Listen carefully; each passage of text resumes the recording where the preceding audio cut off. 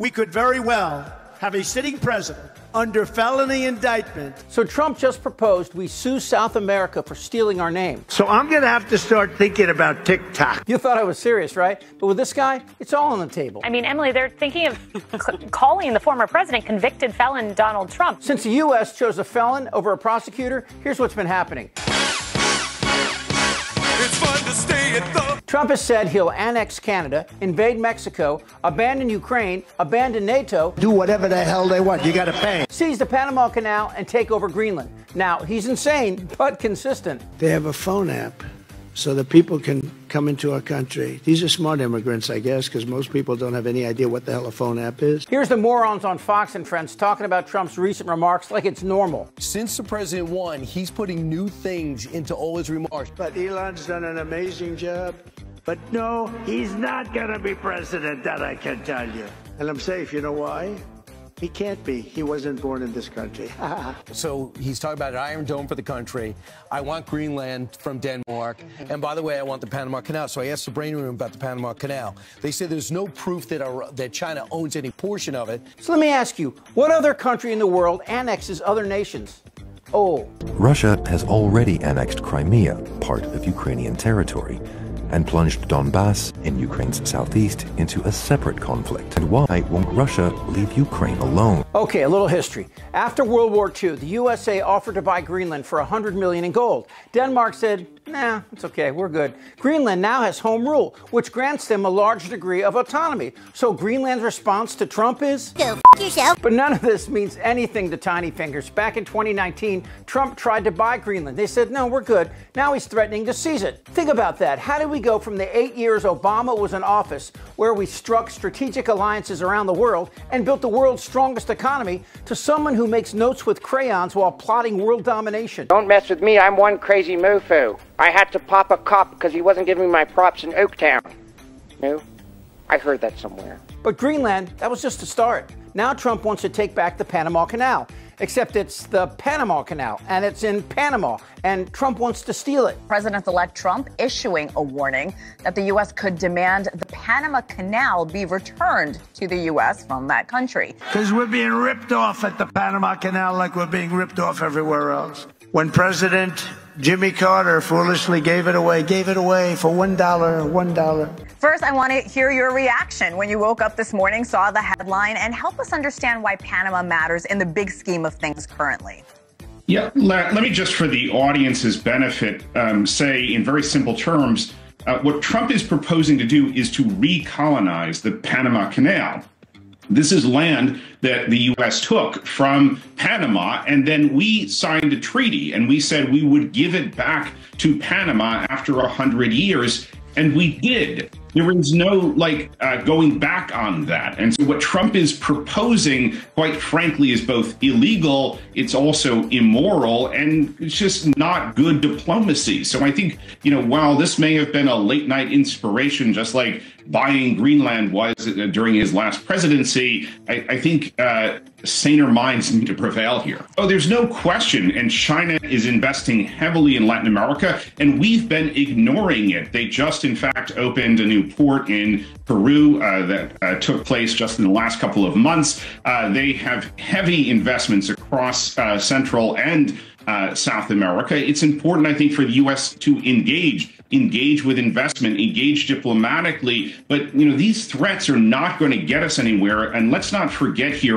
a lot of the leaders from Mexico on downwards are leftward leaning or on the extreme left. So, Trump's threats will only play into the hands of those leaders. That's an important point. Trying to bully Central America doesn't fly anymore. We made a deal with Panama and gave them back control in the 70s after the deal was up. And Trump, well, he had an opportunity to invest there before China, but he tried bullying instead. So the idea that we'll take over Panama sounds like something Trump would say. But then again, he can't even control Trump Jr., much less a country now backed by 1.5 billion Chinese. You guys in the room here are like, oh, hey, oh, hey. Like, hey, wait a minute. Watch Cocaine News. All right, so that's two nations Trump wants to conquer. What's next? Former President Donald Trump reportedly wants to send kill squads into Mexico to eliminate leaders of drug cartels.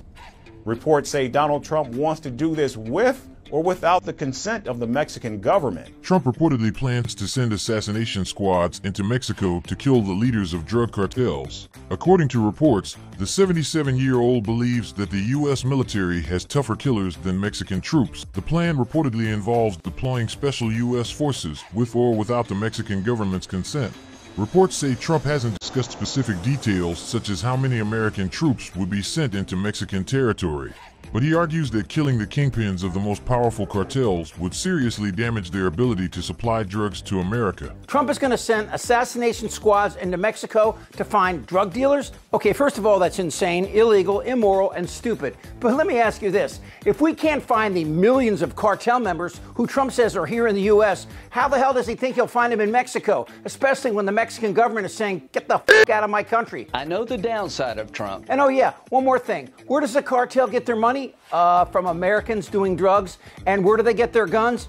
From American gun manufacturers. And these guns are made where? 99% of guns manufactured in the U.S. are made in the red states of Texas, Florida, and Arizona. Maybe we should invade there first. Donald Trump just threatened a 25% tariff. The tariffs? The word tariff to me is the most beautiful word in the entire dictionary. We're going to tariff the hell out of them. I am a tariff man! On all goods coming into the United States from Canada and Mexico. That would raise the price on food, medicine, cars, oil, lumber, concrete. And Trump says it would be a day one priority after his inauguration. It's a bit of, rinse, wash, repeat, and that cycle going on again. Even more of a negative downward pressure on U.S. economic growth. Experts are warning this could eventually impact our wallets. Yeah, this could directly impact our wallets. But there's one big problem when it comes to interpreting what Donald Trump is proposing here. Because there's the policy and then there's the posturing. And it's not easy to tell which of the two is real. Okay, so let's look at this for a second. Trump says illegals are coming in from Canada and Mexico, and they need to stop them. Or what? Well, in Canada, which is whiter than Lindsey Graham, they get threatened with a tariff. And Mexico, not white, gets assassination squads and a tariff. But the craziest part is Trump is saying Canada would be our 51st state.